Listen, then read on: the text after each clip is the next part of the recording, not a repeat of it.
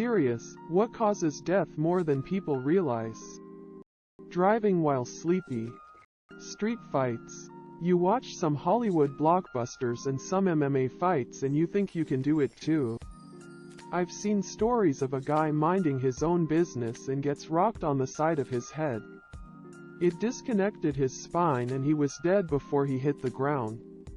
There was another story maybe a year ago of a scuffle where a guy was stabbed in the neck and bled out to the point of being unable to stand within 10 seconds. Stop fucking around. It's not worth your life. High blood pressure. It sneaks up on you and you don't know about it or don't care, but it's the underlying cause of so many deaths. Peruse your county's records. The amount of people who die from alcohol is astounding. What quietly went away without anyone noticing? Those red coupon dispensers that used to be inside grocery stores. Service clubs, e.g., the Rotary, the Lions, the Shriners. Oh, they're still around, but a common complaint among them is they've got no members under 70 and no new members are lining up to get in. Edit. The number one question seems to be, what the hell are these? Anyways? Quote, they're social clubs with the primary objective to be doing projects to better the community. They might raise money to build a new playground, a new hospital, for scholarships, stuff like that. They raise money for stuff. Stumble upon. I remember all my classmates and my mom used to use it years ago. 3D TVs. What's the most overrated TV series of all time? Those stupid real-life drama shows on MTV. They have to be staged.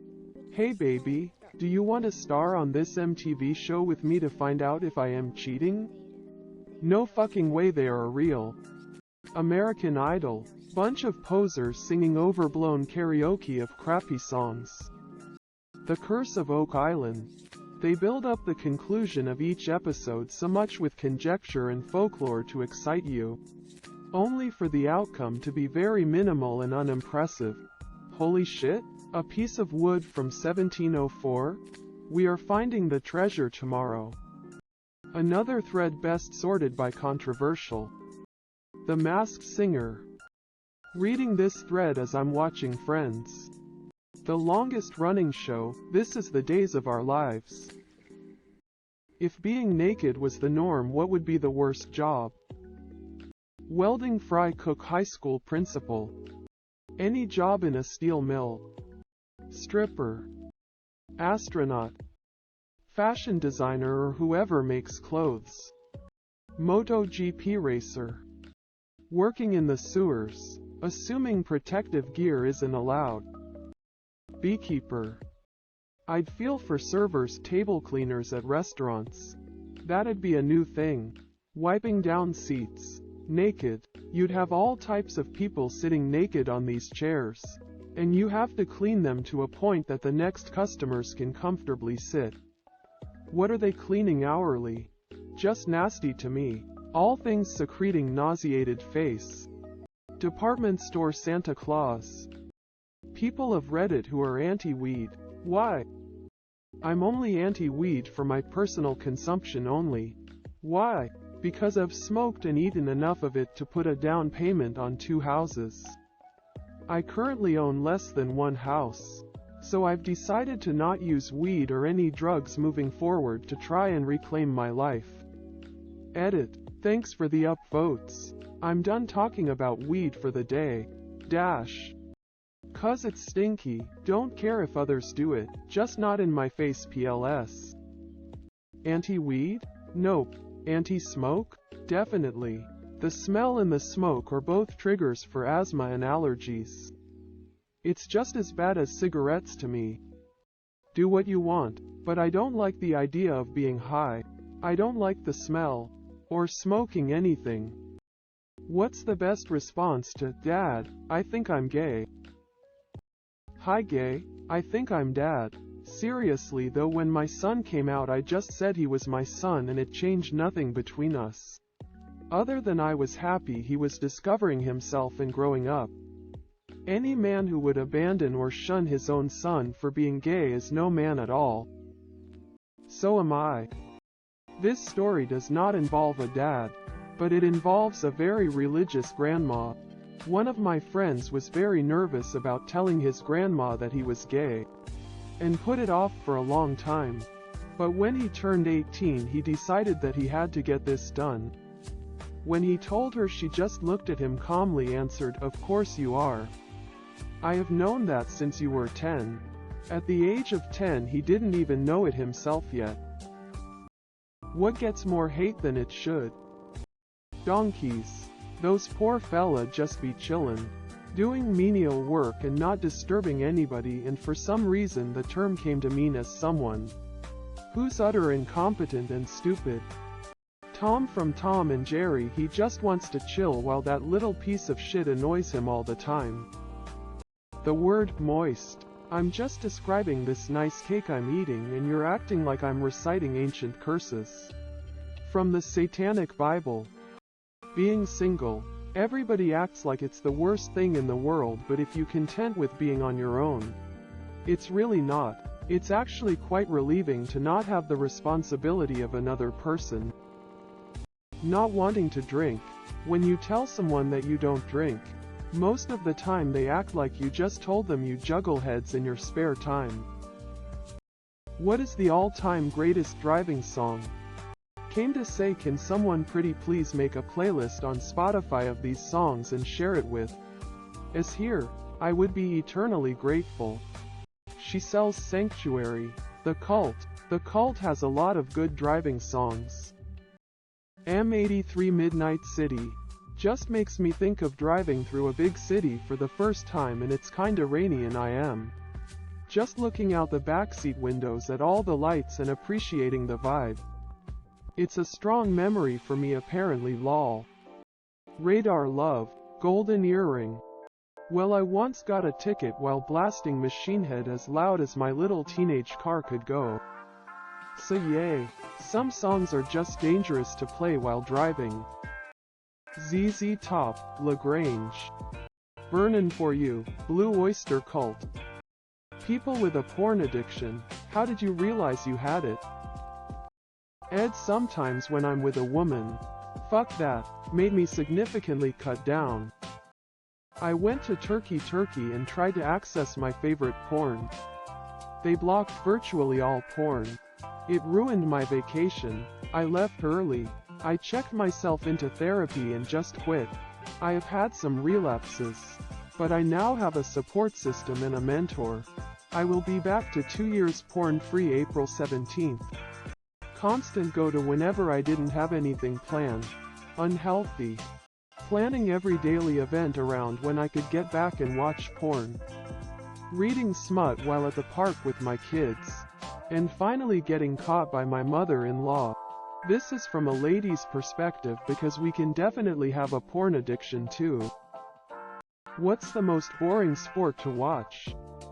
Pro fencing is actually not very entertaining. They're so fast that you have no idea what happened. So it's a couple of people with swords bouncing back and forth for about 30 seconds. Something happens, and then it's over. I saw a drone racing on ESPN the other day, and I was like, what the hell am I watching? A boxing or MMA fight with two defensive fighters. Nothing more boring than watching two people just circle one another and actively avoid doing the one thing that everyone is paying to see them do. They're probably not the most boring, but the endless commercials and timeouts make American sports unbearable to watch. As a huge Formula One fan, depending on where the race is, it's even more boring than NASCAR. Golf. What would make you more fuckable? Another hole. Someone thinking I am actually fuckable would make me 100x more fuckable. Edit did not expect so many responses that have truly made me lol. Thanks very much for the laughs. And the upvotes. $10 million. A better looking everything would be a good start. Less ugly. Confidence? Not being ugly, being a little more fit. having enough charisma and having less social anxiety. Apparently I am fuckable, but not for long term. Everyone wants casual and FWB or hookups, but I don't like that. So here I sit unfucked. Stable mental health. If you have pussy and in bath at least a week, you can count me in. What famous person is ugly hot? I'm going with the always classic Danny Trejo. They don't come any uglier. Or any more badass. Met him a couple of years ago at his restaurant in Los Angeles. He's also an incredibly friendly guy. Deliberately employs newly released felons at this restaurant because he believes that everyone deserves a second chance, and it's nearly impossible for them to get jobs anywhere else. So ugly, hot and kind. I once read Matt Smith being described as looking like a caricature of a handsome man. WWE superstar Shayna Baszler.